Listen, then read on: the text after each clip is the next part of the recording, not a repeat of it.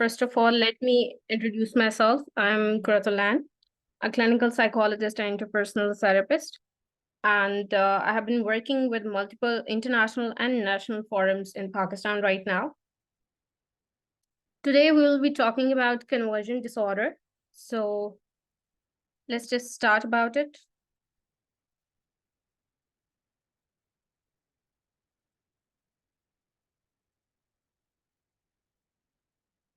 All right. I hope my screen is now visible to everyone, right? Okay. So first of all, you have to understand. अच्छा, मुझे ये बता दें, आप में से किसी को कोई इश्यू तो नहीं है अगर मैं इंग्लिश में डिलीवर कर रही हूँ या उर्दू में डिलीवर कर रही हूँ? क्योंकि मुझे कोई प्रॉब्लम नहीं है, मैं तो ज्यादातर इंग्लिश में डिलीवर करती हूँ. Is that okay for you guys?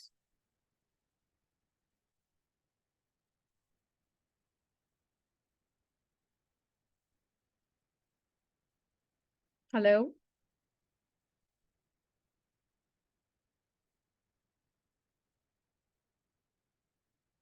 Okay. Alright. First of all आपको ये understand. Alright. Thank you so much. First of all you have to understand कि कन्वर्जन डिसऑर्डर बेसिकली है क्या. ठीक है.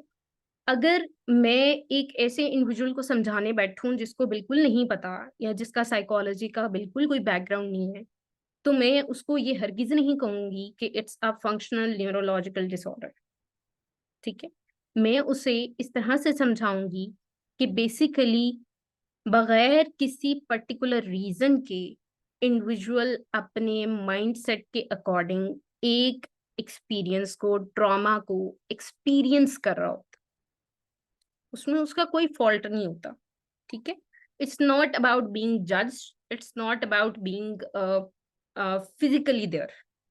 जरूरी नहीं है कि अगर वो कह रहा है कि मुझे सर में दर्द हो रहा है तो उसका कोई पर्टिकुलर रीजन होगा. आप जाके उसके न्यूरोलॉजिस्ट से टेस्ट कराएं. ठीक है. कोई मेनिंजाइटिस का इशू नहीं निकलेगा, कोई इन्फेक्शन नहीं निकल रहा, इंडिविजुअल का स्पाइनल इन्फेक्शन नहीं है. ठीक है. माइग्रेन्स नहीं है, न्यूरोलॉजिस्ट के पास कोई पर्टिकुलर रीजन नहीं आ रही, बट इंडिविजुअल कह रहा है कि नहीं मुझे तो हेडेक है और शदीद है. ठीक है. Then it's might be conversion disorder. ठीक है. अब अक्सर हमने इस टॉपिक को इसलिए चूज किया था क्योंकि ये one of those particular topics है जो कि नॉर्मली या तो मिसडायग्नोज किया जाता है बाय अदर मेडिकल प्रोफेशनल्स या फिर मिस जज किया जाता है अमंग आवर सोसाइटी. ये तो ड्रामे कर रहा है. ठीक है. इसके तो नखरे खत्म नहीं होते. ठीक है. या इस पे तो जिनका साया है. ठीक है. ऐसा कुछ नहीं. ठीक है. So that was the reason we considered conversion disorder. Okay. It's अगर मैंने इसको डिफाइन करना हो कि कन्वर्जन डिसऑर्डर है क्या, तो मैं कहूंगी कि बेसिकली वॉलेंट्री मोटर मूवमेंट्स और सेंसरी फंक्शंस का मिक्सअप हो जाना या मैच हो जाना कन्वर्जन डिसऑर्डर को सजेस्ट करता है in the form of any medical condition. ठीक है. अब उसके ना डिफरेंट साइकोलॉजिकल फैक्टर्स होते हैं जो उससे लिंक्ड होते हैं, या यूं समझ ले डिफरेंट स्टिमुलस होते हैं जो उस एक्सपीरियंस का ट्रिगर बन रहे होते हैं. ठीक है. और ये कोई इंडिविजुअल को शायद पता भी नहीं होता कि उसको जो हो रहा है प्रॉब्लम वो साइकोलॉजिकल है, वो फिजियोलॉजिकल नहीं है. ठीक है. ये उनका कोई इंटेंशनली क्रिएट यूं समझ लें कि सिनेरियो नहीं होता. ठीक है. और अब हम आ जाते हैं कि हमारे डायग्नोस्टिक मैनुअल के अकॉर्डिंग कन्वर्जन डिसऑर्डर को किस तरह देखा जाता है. ठीक है. DSM-5 TR पढ़ेंगे तो नॉर्मली इसको कन्वर्जन डिसऑर्डर नहीं लिखा गया होगा. लेट मी टेल यू, ये फंक्शनल न्यूरोलॉजिकल सिम्टम डिसऑर्डर लिखा गया होगा. किसी साइकेट्रिस्ट या किसी न्यूरोलॉजिस्ट ने अगर आपको एक पेशेंट रिकमेंड किया हुआ है और डायग्नोसिस RX की फॉर्म में लिखकर नीचे लिखा हुआ है FND, तो कंफ्यूज नहीं होना, ये कन्वर्जन डिसऑर्डर का मेडिकल एब्रीवेशन है. ठीक है. अब अकॉर्डिंग टू द DSM-5 हम ये बात कहते हैं कि altered voluntary motor skills, motor movements और सेंसरी फंक्शंस. चाहे अब सेंसरी फंक्शंस कौन कौन से हैं, हमारी सेंसरी इनपुट्स में क्या क्या आता है. टेक्टाइल है, हमारी स्मेल है, हमारी विजुअल है. ठीक है. और ये कोई इंडिविजुअल को शायद पता भी नहीं होता कि उसको जो हो रहा है प्रॉब्लम वो साइकोलॉजिकल है, वो फिजियोलॉजिकल नहीं है. ठीक है. गेस्टेटरी मूवमेंट्स हैं, राइट, हमारी स्किन है, हमारी ऑडिबिलिटी है, राइट, टेस्ट है, ये सारे हमारे सेंसरी इनपुट्स हैं ना। तो इनमें से किसी एक के साथ एक ऑल्टर्ड वॉलंटरी मोटर स्किल का अटैच हो जाना, ठीक है, एक सिम्टम का प्रेजेंट हो जाना, that is basically the manifestation of conversion disorder.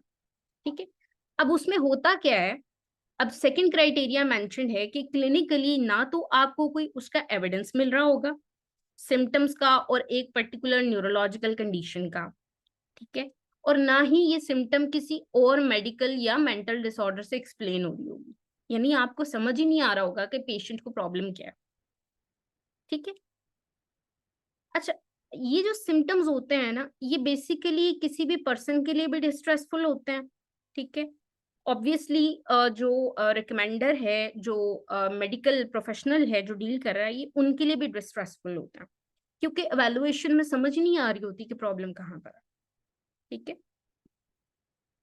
इसके कुछ सब टाइप्स हैं, यूं समझ लें इसकी कुछ प्रॉपर कंडीशंस हैं जो कि कॉमनली जस्टिफाइड कंडीशन समझी जाती हैं।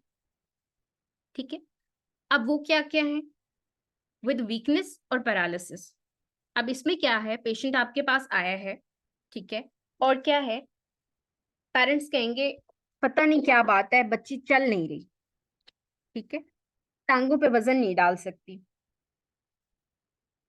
न्यूरोलॉजिस्ट को चेक कराया है, जी कराया है, न्यूरोफिजिशियंस को चेक कराया, जी कराया, उन्होंने आपके पास भेज दिया। ठीक है, I recently had to deal with this kind of patient, she was 13 years old female. ठीक है, बच्ची को और कोई प्रॉब्लम नहीं था, उसके सीटी स्कैन्स क्लियर थे, मेडिकल रिपोर्ट्स सारे क्लियर थे, लेकिन बच्ची को इशू ये था कि वो पाँव पे वजन डाल ही नहीं सकती थी, वो चल ही नहीं पा रही थी। ठीक है, तो ये क्या है, वीकनेस और पैरालिसिस के साथ आ गया। एबनॉर्मल मूवमेंट्स, अब इसमें क्या है, या तो शेकी मूवमेंट्स होंगे, ठीक है, या किसी तरह के फिजिट्स आ रहे होंगे। ठीक है, यूं समझ लें कि मुंह को टेढ़ा कर लिया, ठीक है, हाथ उल्टे हो गए, ठीक है, इस तरह से। फिर स्वालोइंग सिम्टम्स, स्वालोइंग सिम्टम्स में क्या है कि पेशेंट बेसिकली एक्सपीरियंस कर रहा होता है पर्टिकुलर तरह के सिम्टम्स रिगार्डिंग चोक कर जाना, ठीक है, बार बार पर्टिकुलरली कहना मैंने ये चीज नहीं खानी, मुझे इससे डर लगता है, क्यों डर लगता है, मैं इससे लास्ट टाइम चोक कर गया था, मैं इसको नहीं खाऊंगा। ठीक है, या कहना कि मुझसे चबाया नहीं जा रहा। ठीक है जी, फिर इसकी एक और सब टाइप भी है, that is the speech symptom, dysphonia, slurred speech. अब स्लर्ड स्पीच का हमें पता है कि स्लर्ड स्पीच में क्या होता है, इंडिविजुअल का जो स्पीच है वो मेंटेन नहीं हो रहा होता, कम्युनिकेशन में वर्ड्स मेंटेन नहीं होते, स्लर्ड होते हैं, ब्लर होते हैं। ठीक है, तो वो भी इसी तरह के सिम्टम्स शो कर रहे होते हैं, लेकिन स्पीच पैथोलॉजिस्ट कहता है कि नहीं, ऐसी तो कोई इशू नहीं है, स्पीच रिगार्डिंग तो कोई प्रॉब्लम नहीं है। ठीक है, वोकल कॉर्ड रिगार्डिंग तो कोई इशू नहीं है, बट पेशेंट वो एक्सपीरियंस कर रहा होता है। फिर एक और होता है विद अटैक्स एंड सीजर्स, यहाँ पर बाकायदा पेशेंट को झटके लग रहे होते हैं, फिट्स आ रहे होते हैं। ठीक है, वो उसको ट्रेमर्स को, फिट्स को वो फेस कर रहा होता है। ठीक है, और बाकायदा फिर हम उन फिट्स का रिकॉर्ड रखते हैं, उसके स्टिमुलस को हम एक तरह से पॉइंट आउट करने की कोशिश करते हैं। ठीक है जी, फिर आ जाता है with anaesthesia and sensory loss. इसमें क्या है, पेशेंट कहते हैं for example like the paralysis कि मुझे टांगों पे वजन महसूस नहीं होता, या कहते हैं मुझे कोई टच करे मुझे पता ही नहीं चलता। ठीक है, रिसेंटली मेरे पास एक पेशेंट आई, उनका लेफ्ट बाजू बिल्कुल जल चुका था। ठीक है, और एक्सपीरियंस में यही उन्होंने क्लियर किया लेटर ऑन, क्योंकि उनका ऑलरेडी जो ट्रीटमेंट चल रहा था वो एक स्किन स्पेशलिस्ट से चल रहा था, तो उन्होंने कहा कि वो बार बार मुझे यही कहती हैं कि नहीं, मुझे स्किन पे फील ही नहीं हुआ कि मेरा हाथ सारा जल गया। She is not diabetic, she don't have any kind of medical history, तो प्रॉब्लम क्या आ रहा है। ठीक है, तो वो ये इशू था, सेंसरी लॉस हो जाता। अब वो ऑडिटरी लॉस भी हो सकता है, पेशेंट बोलना ही छोड़ दे, वो कहे नहीं मुझसे बोला ही नहीं जा रहा, स्लर्ड स्पीच भी नहीं है, बिल्कुल खत्म, पेशेंट बोलना बंद कर देता। ठीक है, फिर आ जाता है with special sensory symptoms, hearing भी हो सकता है, वो ऑल्फैक्टरी भी हो सकता है, वो विजुअल भी हो सकता है, ठीक है, वो किसी भी तरह से सेंसरी सिस्टम से रिलेटेड इशू हो सकता है। ठीक है जी, विद मिक्स प्रेजेंटेशंस। इसमें ये होता है कि जो ऊपर हमने सब टाइप्स को डिस्कस किया है डिटेल में, उनमें से कोई भी सब टाइप मिक्स होकर दोनों कंबाइंड फॉर्म में प्रेजेंट हो सकता है। ठीक है, अब इसमें अगर हम देखें तो हमारे पास ऑल्टर्ड वॉलेंट्री मोटर मूवमेंट्स भी आ रहे हैं, और साथ में हमारे पास हमारा जो फर्स्ट क्राइटेरिया है कि हमारे जो इनकम्पैटिबल यूं समझ लो कि मूवमेंट्स हैं, वो हमारे मैच कर रहे हैं विद द सेंसरी फंक्शंस। ठीक है ना, उनके वॉलेंट्री मोटर स्किल्स भी ऑल्टर हो रहे हैं, और साथ में उनका या तो सेंसरी फंक्शन भी डिस्टर्ब है, या दोनों कंबाइंड फॉर्म में प्रेजेंट हो रहे हैं।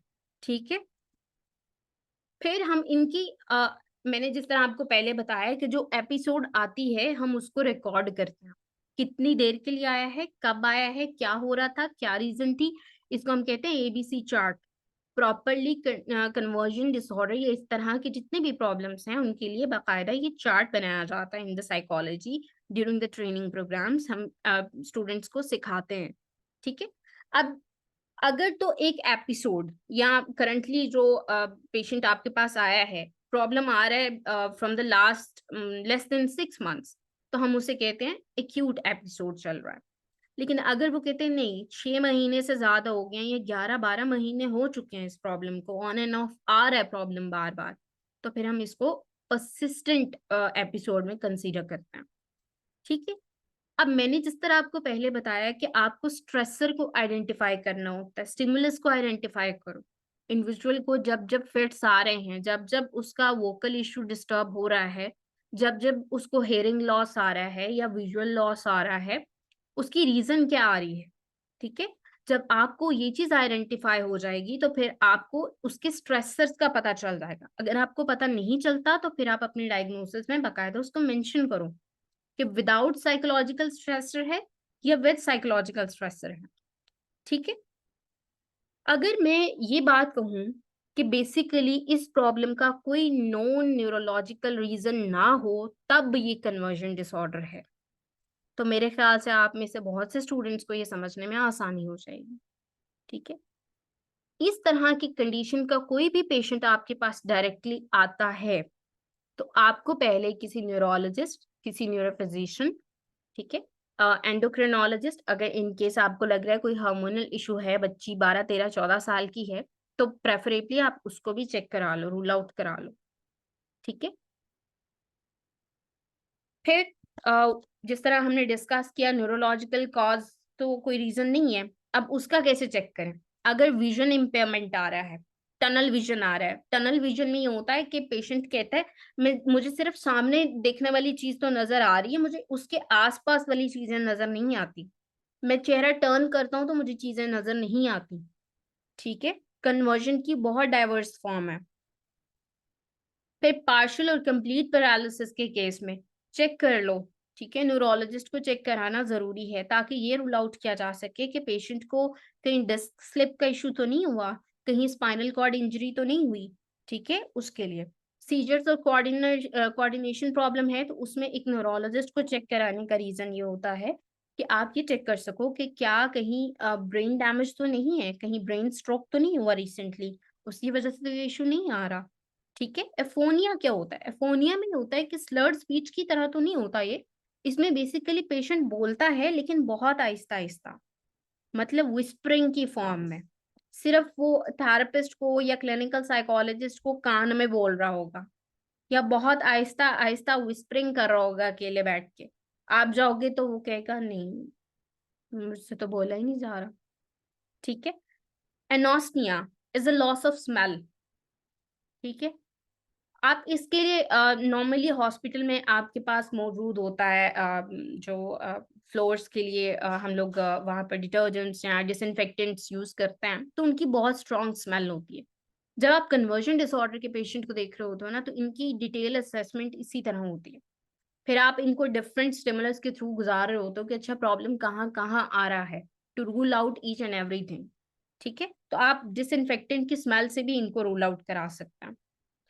ठीक है, अब आ जाता है थ्योरेटिकली क्या रीजन होता है, क्या गोल्स होते हैं इन केस ऑफ कन्वर्जन और कन्वर्जन सिम्टम्स। ठीक। बेसिकली कहा जाता है कि according to the psycho analysis approach कि सिंबॉलिक रेजोल्यूशन जो है हमारा, इस तरह से कह लें कि जो स्टेट ऑफ अनकॉन्शियस है उसमें मौजूद हमारा कॉन्फ्लिक्ट रीजन बनता है हमारी कॉन्फ्लिक्चुअल मेमोरीज को हमारी कॉन्शियसनेस से दूर रखने के लिए। हमारे पास ऐसी ससेप्टेबल या यूं समझ लें ऐसे बिहेवियर्स क्लाइंट प्रेजेंट करना शुरू हो जाता है to resolve those unconscious conflicts, या उनको बैकअप करने के लिए या उनको रिजॉल्व करने के लिए, दोनों सूत्रों में। उन अनकॉन्शियस कॉन्फ्लिक्ट्स को, उन अनवांटेड डिजायर्स को जो कि फुलफिल नहीं हुई होती, जो नीड्स फुलफिल नहीं हुई होती, उनके लिए क्या करता है पेशेंट, ऐसे प्रेजेंट करना शुरू हो जाता है। ठीक है। इसके अलावा एक और चीज भी है दैट इज वेरी इंपॉर्टेंट, वो मैं आपको यहीं पर बता देती हूँ, that is the primary gain. जब भी कन्वर्जन डिसऑर्डर का पेशेंट आए तो अक्सर स्टूडेंट ये कहते हैं हमें समझ नहीं आ रहा है ये डिप्रेशन विद साइकोसिस है, ये कन्वर्जन डिसऑर्डर है, ये मेलिंगरिंग है, इसको हम कहाँ पर रखें। ठीक है। तो उस केस में हम उन्हें ये सजेस्ट करते हैं कि अगर आपको क्लाइंट का प्राइमरी गोल आइडेंटिफाई हो रहा है, ठीक है, अगर आपको उसका अनकॉन्शियस डिफेंस मैकेनिज्म या मैनिफेस्टेशन आइडेंटिफाई हो रहा है जो कि रीजन बन रहा है इन सिम्टम्स का, तो फिर आप बाकी सबको एलिमिनेट कर दो, फिर इसको कंसीडर करो। जिस तरह अभी यहाँ आपके सामने प्राइमरी गोल के रिगार्डिंग जो थेरी है कन्वर्जन की, वो मैंने मेंशन की हुई है। It suggest unconscious defense manifestation as the physical symptom of an illness which acts to eliminate anxiety।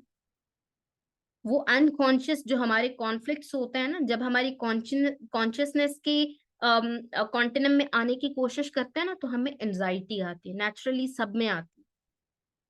ठीक है। अब वो एंजाइटी को डील आउट करने के लिए कुछ लोग क्या होता है, उनका माइंड उनके लिए एक साइकिक गेम क्रिएट कर देता है जो कि उनके लिए कन्वर्जन की फॉर्म में प्रेजेंट होने लग जाती। तो हमें जब उसका प्राइमरी गोल ही आइडेंटिफाई हो गया इंडिविजुअल का, ठीक है, तो हमें उसको डील आउट करना, प्रॉब्लम को एलिमिनेट करना आसान हो गया। ठीक है। अब आ जाता है कि what are the particular triggers in case of conversion disorder. ठीक है। कन्वर्जन की एपिसोड्स नॉर्मली ये कहा जाता है कि बहुत सारे इवेंट्स के बाद, बहुत सारी रिसर्चेस के बाद ये कुछ चीजें आइडेंटिफाई हुई थी। ठीक है। कन्वर्जन के एपिसोड्स के बारे में कहा जाता है कि ये नॉर्मली ट्रिगर होती हैं ओवरवेलमिंग स्ट्रेसफुल इवेंट्स से। ठीक है। वो इवेंट्स जो कि क्लाइंट को लगता है कि मुझसे डील आउट नहीं हो पा रहे। ठीक है। मैं इसको यू समझ लो कि एलिमिनेट नहीं कर पा रहा इस फैक्टर को, वहां पर उसका कोपिंग या उसका डिफेंस मैकेनिज्म ये एक्टिवेट हो जाता। प्रॉब्लम इस तरह से वो यू समझ लो ऑल्टर करने की कोशिश शुरू कर देता है माइंड। ठीक है। वो पेन एक्सपीरियंस करने लग जाएगा, वो लॉस ऑफ सेंसेशन एक्सपीरियंस करने लग जाएगा। ये तो उसका, उसकी बॉडी का डिफेंस मैकेनिज्म है ना कि वो कौन सा चूज करता। ठीक है। एन इमोशनल इशू और mental health disorder such as depression, long term depression के केस में इंडिविजुअल का एक डिफेंस मैकेनिज्म क्रिएट हो जाता है। ठीक है। और वो जो अनकॉन्शियस कॉन्फ्लिक्ट्स हैं जो normally over the period of time dissolve होने होते हैं, रिजॉल्व होने होते हैं, वो 12-13 सीबीटी के सेशंस में रिजॉल्व नहीं होते। ठीक है। वो चीज टाइम लेती है, नेचुरली लेती है। जिस चीज ने प्रॉब्लम ने डेवलप होने में 5 से 6 साल लिए हैं, बार बार उस एक्सपीरियंस से वो गुजरा है, वो आपके 10 से 12 सेशन में तो खत्म नहीं होगा। कम से कम 10 से 12 महीने तो चाहिए होंगे। राइट। तो अब वहां पर क्या होता है कि जब ये इमोशनल इश्यूज, ओवरवेलमिंग इश्यूज जो हैं वो बार बार एक्सपीरियंस करता है क्लाइंट, तो उसका एक डिफेंस मैकेनिज्म बन जाता है।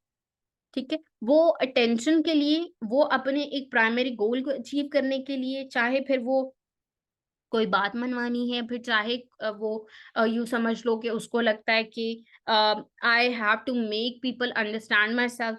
ठीक है। चाहे उसने अपना गिल्ट ट्रांसफर करना है, उन सब की सूरतों में फिर वो इस तरफ भी आ सकता है। ठीक है।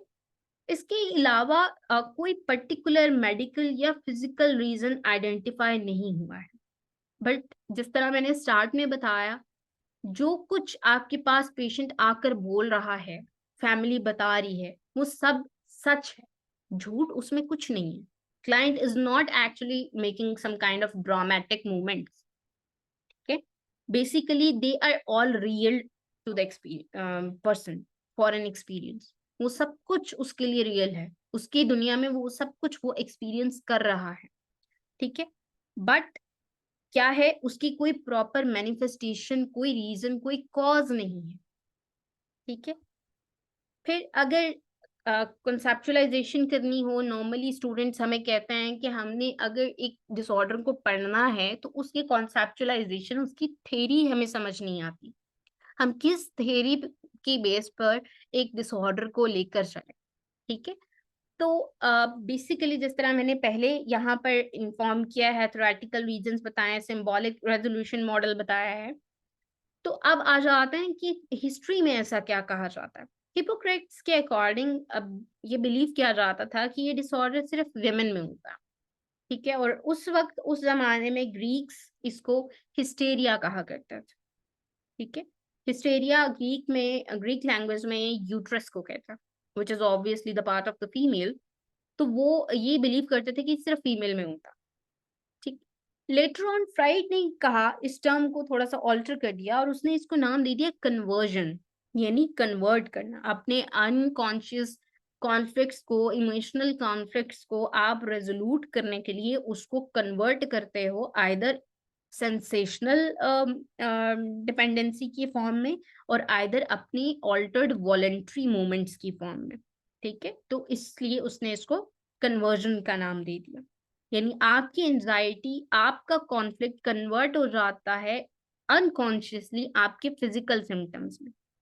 जिस तरह से एना ओ फ्राइड का केस आप में से स्टूडेंट्स ने, बहुत से स्टूडेंट्स ने पढ़ा होगा।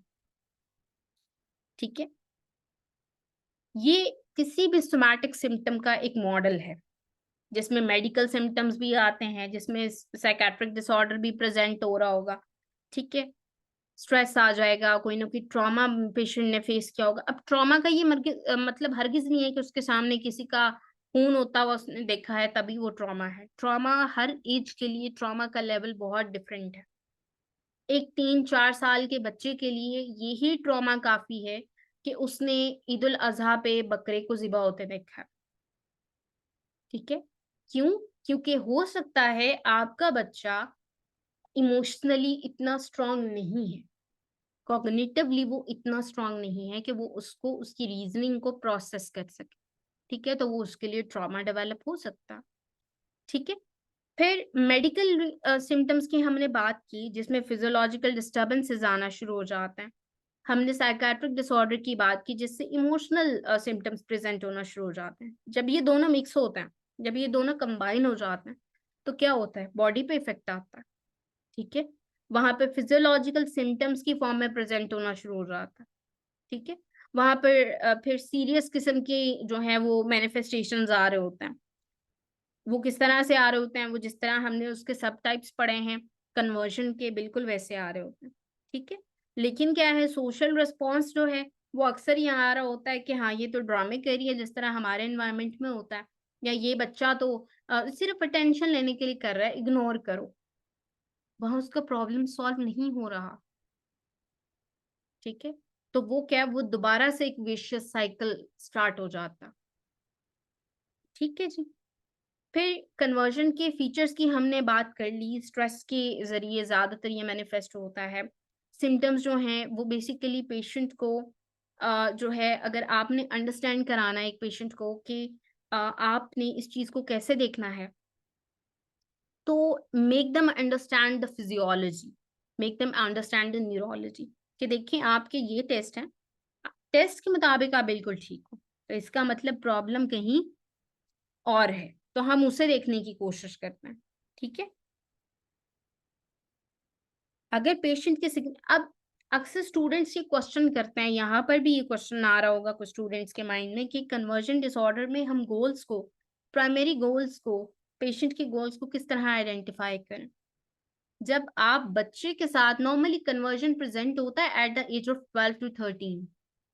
ठीक है, ये इसका एज ऑनसेट एज जो है वो 11 to 12 years है। ठीक है, जब आपको उस एज में बच्चा आके बता रहा होता है ना, तो उस पर आप सीबीटी नहीं कर सकते। उस ड्यूरेशन में तो सीबीटी हरगिज नहीं कर सकते।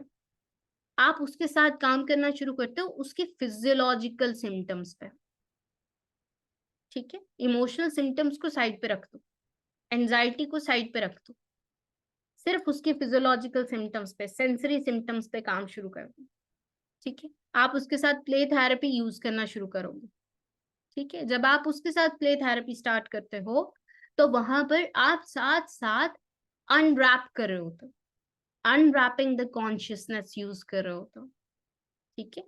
तो वहां आपको गोल्स आइडेंटिफाई होना शुरू हो जाते हैं, ठीक है। अब let's just see a case for you guys.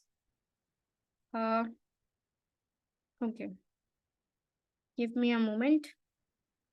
मैं यहाँ पर केस ओपन करूँ आपके लिए ताकि आप लोगों को अंडरस्टैंड हो सके।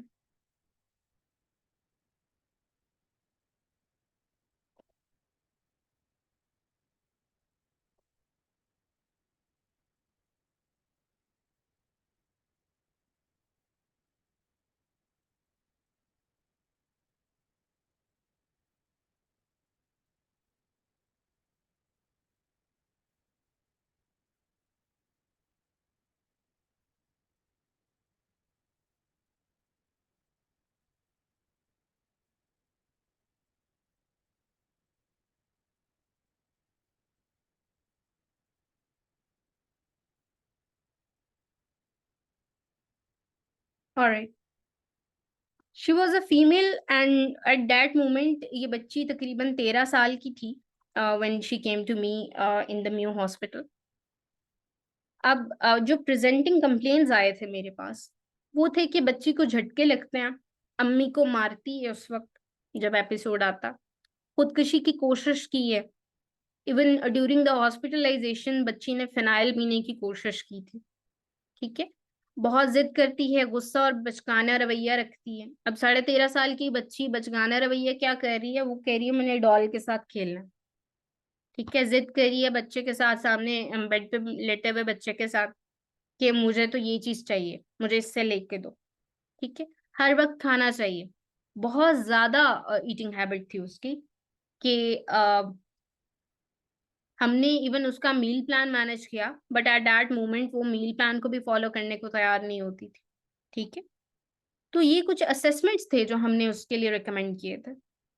Strength and different difficulties questionnaire, Bender's Gestalt test, house tree person test, इसके बाद standard progressive matrices, childhood somatic symptom inventory. Childhood somatic symptom inventory basically आप बिफोर द एज ऑफ 18 कर सकते हो for the somatic symptoms related problems, ये उसका diagnostic test है, ठीक है। अब क्वेश्चन आ जाता है कि बेंडर गेस्टॉल टेस्ट क्यों किया, इसलिए किया to rule out the neurological functioning problems. अगर वहां आपको न्यूरोलॉजिकल फंक्शनिंग इशू इंडिकेट हो जाता है, न्यूरोफिजियोलॉजिकल इशू इंडिकेट हो जाता है, वहीं पर रुक जाओ, पेशेंट को रेफर कर दो न्यूरोलॉजी में। अब वो पेशेंट आपका नहीं है, ऑर्गेनिसिटी आ रही है, आइडेंटिफाई हो रहा है, इमोशनल इंडिकेटर्स बता रहे हैं, उसको प्रेफरेबली रेफर कर दो, ठीक है। फिर house tree person test is very good in such cases, क्यों? क्योंकि आपके पास एक तरह से अनकॉन्शियस अनरैप हो रही है, ठीक है। प्ले थेरेपी की तरह इसमें भी आप उसको अनरैप कर सकते हो, आपके सामने सारे का सारा प्रोजेक्शन आ जाता है ऑफ द अनकॉन्शियस माइंड। इसके अलावा डायग्नोस्टिक टेस्ट की हमने बात कर ली, अब हम आ जाते हैं क्लाइंट की हिस्ट्री पे। During that period of time she was alright like the 2 years ago, but क्या हुआ कि बच्ची ने एक्सपीरियंस करना शुरू कर दिए फिट्स, 3 से 4 एपिसोड्स दिन में।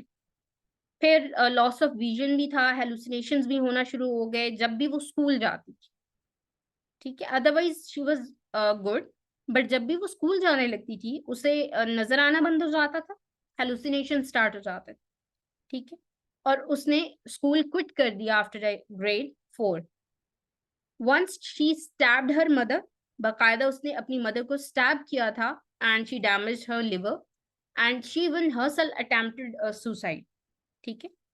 Now she is being stubborn, aggressive, fits के एपिसोड भी आ रहे हैं, अपने कपड़े फाड़ने की कोशिश करती थी, ठीक है, एब्यूसिव स्पीच थी, अपनी मदर को मारने की कोशिश करती थी फ्रॉम द लास्ट 3 months। और ये प्रॉब्लम कब स्टार्ट हुआ, ऑनसेट ट्रिगर क्या निकला, when she visited her grand parents. ठीक है, अब इसको जो मेडिसिन दी जा रही थी साइकाट्रिस्ट की तरफ से, दैट इंक्लूडेड टेग्रॉल, नाजी, Serenace by the Mew Hospital. But after certain period of time, जब इसने abusive speech शुरू कर दी और मदर को इसने agitatively जो है वो बीटन शुरू कर दी और अपने कपड़े फाड़ने की कोशिश इसने स्टार्ट की, तो इसको काम करने के लिए इसे हेलोपेराडोल और ओलेंजापिन रिकमेंड की गई।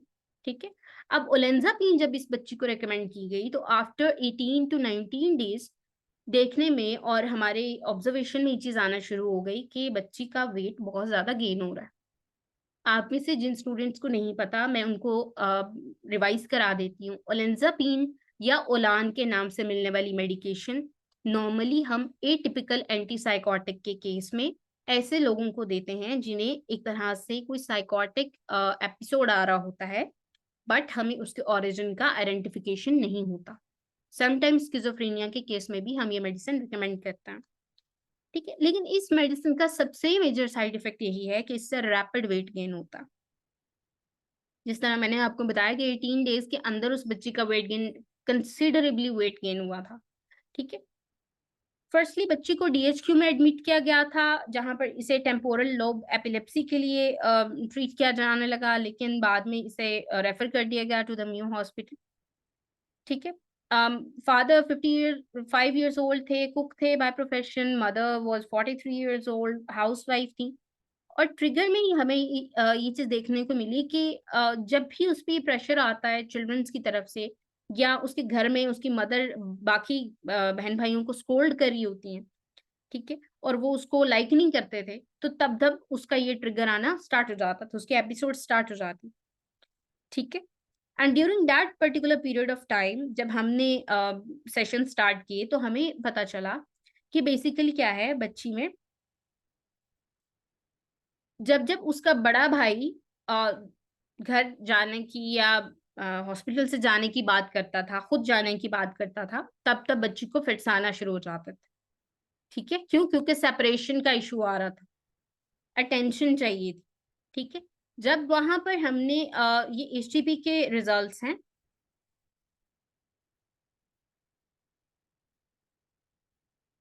अब अगर आप यहाँ पर देखो, अब मैंने इसको मुझे ये क्वेश्चन पता है कि आएगा कि इसको आपने डिप्रेशन क्यों नहीं दिया, इसको इलनेस एंजाइटी डिसऑर्डर क्यों नहीं दिया। तो उसकी रीजन ये है कि उसकी डेली फंक्शनिंग नॉर्मल है, वो बच्चों के साथ खेलती है, वो रिस्पॉन्सिबल कम है, ठीक है, लेकिन ऑब्वियसली जब एपिसोड स्टार्ट होता है तब तब इशू आता है। और एपिसोड कब स्टार्ट होता है, ट्रिगर जो आइडेंटिफाई हो रहा है उसकी नेचर हमें बता रही है कि ये इलनेस एंजाइटी या सेपरेशन एंजाइटी डिसऑर्डर नहीं है। ठीक है, अगर इसके मैनेजमेंट प्लान की बात करें तो उसमें सबसे पहले इसके शॉर्ट टर्म गोल्स में हमने थेरापेटिक अलायंस डेवलप करना था। Mother was not very good towards the adherence of the treatment, so ये बहुत ज़रूरी था। Identifying the primary and secondary goals for the client. ठीक है, कन्वर्जन डिसऑर्डर का कॉग्निटिव पर्सपेक्टिव, उसकी अंडरस्टैंडिंग डेवलप कराना, फैमिली को बताना, ये अंडरस्टैंड कराना कि ये प्रॉब्लम है क्या। ठीक है, उसके फिजियोलॉजिकल सिम्टम्स को डील करना। ठीक है, एक्सटिंक्शन गाइडलाइंस बहुत ज़्यादा यूज होती हैं to eliminate the somatic symptoms और कंप्लेंट्स, उस चीज़ को इंश्योर कराना पेशेंट से और पेरेंट्स से, ये बहुत ज़रूरी होता है। ठीक, उसके लिए जो प्रॉपरली टेक्निक्स हमने यूज की थी, ठीक है, to deal with the client, वो ये कुछ टेक्निक्स थी। ठीक है, और आई होप आप लोगों को काफी हद तक अंडरस्टैंड हो गया होगा। ठीक है, अगर मैं इसकी प्रेवलेंस की बात करूं तो कन्वर्जन डिसऑर्डर बेसिकली एडोलसेंस में स्टार्ट होता है, जिस तरह मैंने आप लोगों को बताया 12 to 13 years से इसको ऑनसेट होता है, लेकिन ये समझा जाता है कि इसकी प्रेवलेंस लेस देन 1% है, ये बहुत कम डिस्प्ले होता है या डायग्नोस होता है, बट ये विमेन में ज्यादा होता है as compare to the man. ठीक, ज्यादातर कोमॉर्बिडिटी में भी इसको डिस्प्ले में देखा जा सकता है, जिस तरह हमने स्टार्टिंग में बात की डिप्रेशन डिसऑर्डर के केस में अगर अनट्रीटेबल कॉन्शियस और कॉन्फ्लिक्ट्स रहे हों तो वो लेटर ऑन खुद को कन्वर्जन की फॉर्म में भी प्रेजेंट कर सकते हैं in the later adulthood life. ठीक है, सब्सटेंस यूज डिसऑर्डर्स की फॉर्म में अगर देखा जाए तो कन्वर्जन लेटर ऑन खुद को कंपेंसेट करने के लिए सिम्टम्स को सब्सटेंस यूज डिसऑर्डर्स की फॉर्म में भी कोमॉर्बिड करता। इटियोलॉजी या कॉजेस की अगर बात की जाए, इस डिसऑर्डर की रीजन क्या है, यहां तक कि डिस्कशन में अगर किसी का कोई क्वेश्चन है तो अभी पूछ सकता। ठीक है, किसी का कोई भी क्वेश्चन है?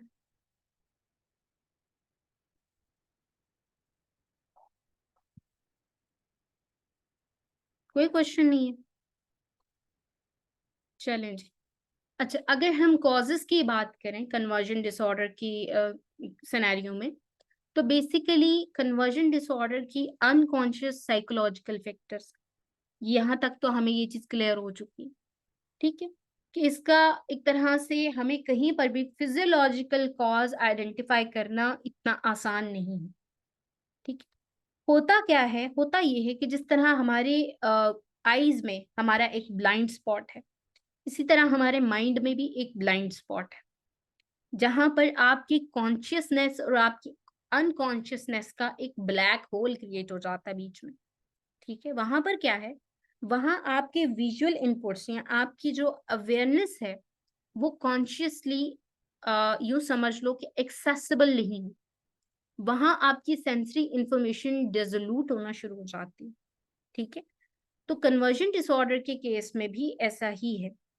लेटर ऑन यहाँ तक आइडेंटिफाई किया गया है कि there are certain demographic factors जो कि रीजन हो सकते हैं to trigger the conversion disorder. For example, rural areas के लोगों में कन्वर्जन डिसऑर्डर ज्यादा होता है।